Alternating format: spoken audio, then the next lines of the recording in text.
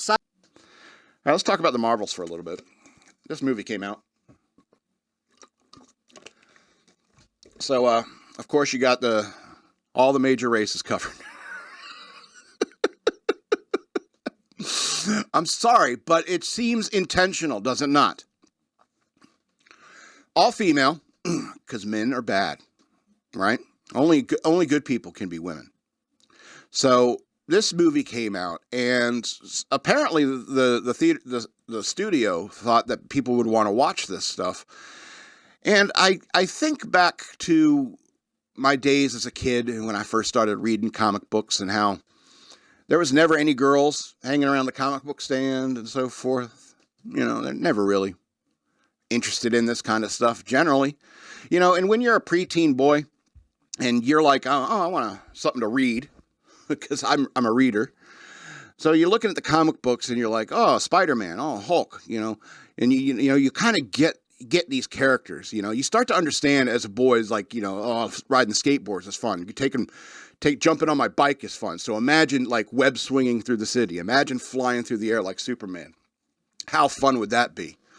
And additionally, you're starting to understand society a little bit. You're starting to see another boy push a girl down in the playground. And there's something in you that says, if I were Spider-Man, I would beat him up and web him to the wall and go tell the teacher. You know, and that's all part of natural male development. And that's the metaphor of superheroes. The metaphor of superheroes for young boys, because let's face it, comic books are for children.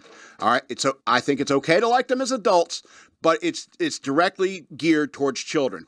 Superhero comic books in specific are geared towards young boys. Okay, always have been, because those are the people who buy them. All right. Because young boys start to get this concept of justice. And they said, if I had the power, and one day you may grow up to have that power.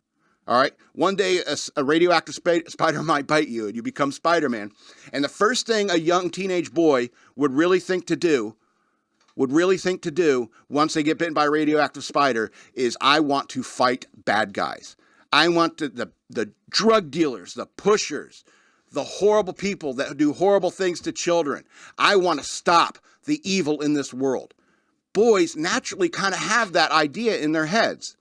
And at some point in their teenage years, they start getting hair on their in their nethers, and they're like, I feel like more like Punisher. And even the Punisher, you know, even he kills drug dealers. You know, it's a little hard edge, but I mean, that's the point. You know, it's still he's a vigilante doing very illegal things, murdering drug dealers. But I mean, in the end, that's the impulse. That's that boyish impulse to, I want to fix the world of this injustice that I see. If a teenage girl gets bitten by a radioactive spider and she realizes she has spider powers, the first thing she's doing is she's looking in the mirror and she's like, now I'm going to finally stick it to that brace-faced Tammy Wasserstein. Seriously, because that's the kind of thing that young girls are interested in. They're interested in their social circles. They're not interested in being around their families at all. All right.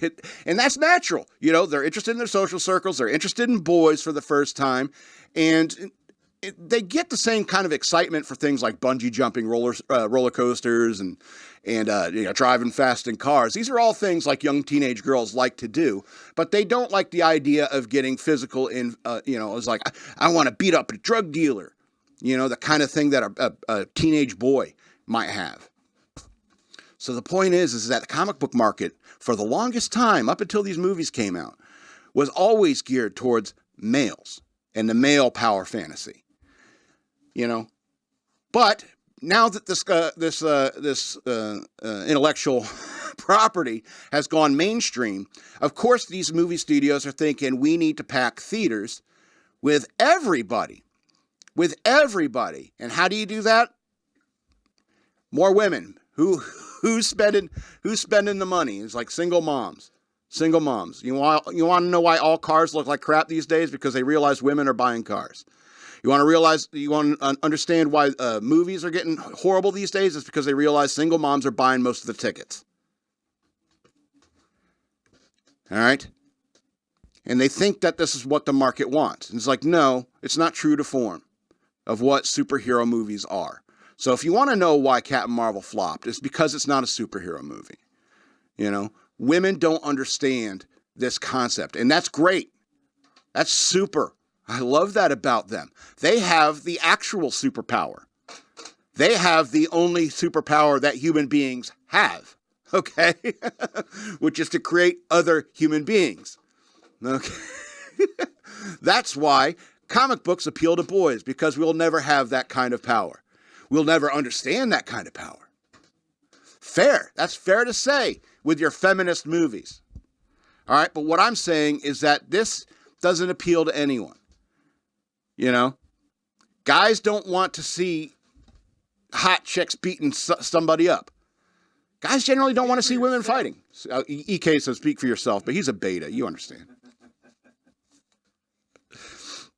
Anyway, so people are like, why did this flop? And it's like, because it's not, how can I put this? It's like making, what's a girl movie, like Beaches. It's like making Beaches. But it's two guys who are like in a UFC fight against each other, and they keep having rematches and stuff like that. It's like that. It doesn't make sense. It's a mixing of the wrong genres. I'm not saying that women don't have a sense for justice, but they're just not as interested in it as men.